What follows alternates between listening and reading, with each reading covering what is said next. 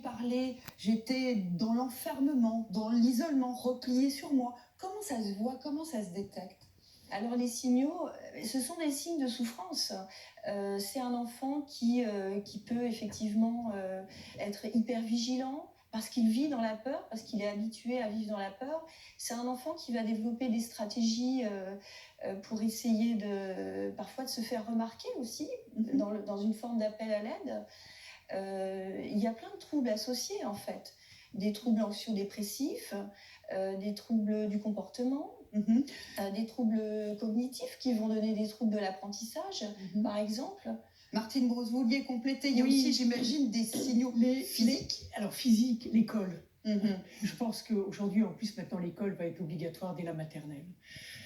Comment expliquer que les parents ne veulent pas qu'un enfant aille à la piscine? Comment expliquer qu'en plein été, les enfants ne veulent pas se déshabiller? C'est ça. Voilà. Comment expliquer que des enfants régulièrement, et en travaillant étroitement avec Valérie Gall, sur justement la détection et le comportement de ces enfants, cette agitation, alors que jusqu'alors on avait un enfant relativement serein et bon, adapté à la vie sociale, et qui tout d'un coup soit se replie complètement, soit au contraire devient d'une agitation et devient aussi agressif vis-à-vis d'autres enfants. On le voit dans le film, une tendresse particulière pour l'instit. Voilà.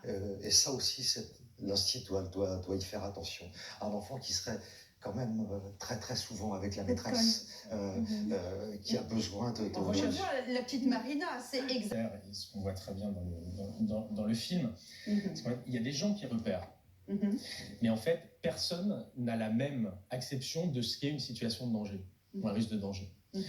Il y a l'éducation nationale d'un côté, avec les maîtresses, il y a le médecin scolaire, qui lui a une approche sensiblement différente, semble-t-il. Il y a un travailleur social de la même façon. Bon. Qu'est-ce qu'on peut faire pour que tout le monde ait le même référentiel d'alerte? Ce qu'il faut déjà dire quand même, c'est que depuis l'affaire Marina, c'est arrivé à Thierry, depuis Karine, c'était au début des années 2000, Marina c'est entre 2001 et 2009. Il y a des choses qui ont été faites. Vous savez, quand et c'est déjà effectif ce référentiel? Il est en cours, il sera la mise en place de formations communes.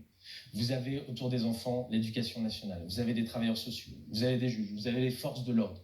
Ce qui est important, c'est de développer une culture commune.